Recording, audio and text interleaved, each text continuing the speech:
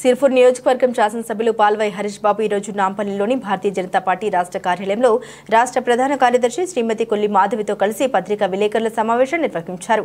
అనంతరం వారు మాట్లాడుతూ ముఖ్యమంత్రి రేవంత్ రెడ్డి భారతీయ జనతా పార్టీ రాష్ట్రానికి ఏం చేసిందని ప్రశ్నిస్తున్నారని, దానికి సమాధానంగా ఈ మీడియా సమావేశం నిర్వహించామని తెలిపారు. కేవలం సిర్పూర్ నియోజకవర్గానికి గత 100 రోజుల్లో 100 కోట్ల రూపాయల నిధులు అభివృద్ధి కోసం కేంద్ర ప్రభుత్వం సమకూర్చిందని, ఇది కేవలం మోదీజీ నాయకత్వం వల్లే సాధ్యమవుతుందని తెలిపారు. అని ఆమె బాహాటం ఇటువంటి లెటర్లు బయటకు వచ్చిన తర్వాత ఈ శాసనసభ్యులుగా మాకు ఉన్న అధికారాలను కూడా మీరు పక్కన పెట్టినట్టే. ఇంత దారుణం. మేమున్న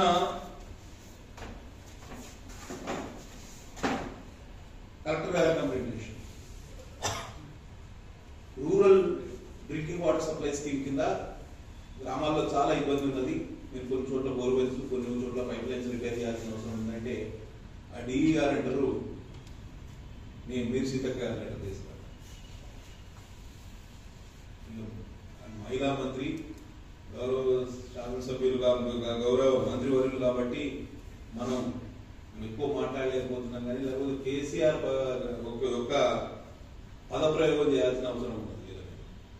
కేసీఆర్ పదప్రయోగం అయితే మీకు అందరికీ తెలుసు కదా.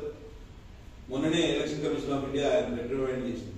నేను చివాటు పెట్టి అటువంటి పదప్రయోగం చేస్తే కానీ వీళ్ళు వినే పరిస్థితులు లేదు. ఒకవైపు కేంద్ర ప్రభుత్వం సహకరించాలి అని నెత్తి నోరు మొత్తుకుంటారు. కేంద్రంలో అధికారంలో ఉన్న భారతీయ జనతా పార్టీ యొక్క శాసనసభ్యులకు స్థానికంగా మీరు సహకరించే పరిస్థితులు లేవు. ఇచ్చిపుచ్చుకునే ధోరణి ప్రజాస్వామ్యంలో 4 కాలాల పాటు పరిడవలు అంత తప్పించి అడ్డగోలు వ్యవహారాలు చేసి మాకు బేసిక్ మేమేం కొత్త మిమ్మల్ని నిధులు అడగట్లేదు. నేను చెప్పినప్పుడు ఇదివరకు రాష్ట్ర ప్రభుత్వం బిచ్చగత్త అవతారం ఎత్తింది. వీళ్ళ దగ్గర నుంచి మేము ఏం ఆశించట్లేదు. మేము ఆశించాల్సిందన్నీ కేంద్ర ప్రభుత్వాన్ని అడుగుతున్నాం, తెచ్చుకుంటాం. మేము ఆ సమస్యలు పరిష్కరిస్తాం. స్థానికంగా మేము నాయకత్వాన్ని నిర్వహిస్తాం. కానీ మాకు రాజ్యాంగం ద్వారా సంక్రమించిన అధికారాలను కూడా కాలరాసే హక్కు మీకు లేదు అని తెలియజేయడానికి నేను ప్రయత్నం చేస్తున్నాను. కాబట్టి గవర్నర్ గారికి మేము ఒక్కడే రిక్వెస్ట్ చేస్తున్నాం, ఈ లేఖ ద్వారా మీరు రాష్ట్ర ప్రభుత్వాన్ని ఆదేశించండి. ఇటువంటి యుద్ధ చర్యలు, ఇటువంటి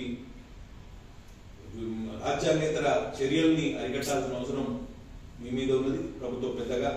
కాబట్టి రాష్ట్ర ప్రభుత్వం ఈ విషయంలో చొరవ తీసుకోవాలని మీరు చెప్తే ఏమన్నా వింటారు అనే నమ్మకంతో మీకు లెటర్ రాయడం జరిగింది. అట్లనే మేము సీతక్క గారు కూడా బహిరంగ లేఖ రాయడం జరిగింది. నిన్న చాలా మీడియా దృష్టిలో కూడా వచ్చి ఉంటుంది.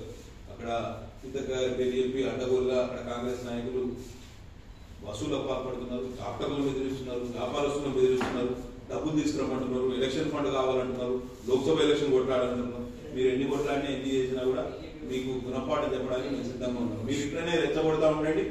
మేము గ్రౌండ్ లో ఇంకా కమిట్మెంట్ తోటి పనిచేస్తాం, అకుంఠిత దీక్షతో పనిచేస్తాం. భారతీయ జనతా పార్టీ ఇంకా 4 ఎక్కువ ఓట్లు సంపాదిస్తాం. మీకు శంకరగిరి మాన్యాలు పట్టిస్తాం. దాంట్లో తేడా లేదు. మీరు అడ్డగోలుగా వ్యవహరిస్తా ఉంటే చూస్తూ ఊరుకోవడానికి సిద్ధంగా లేదు.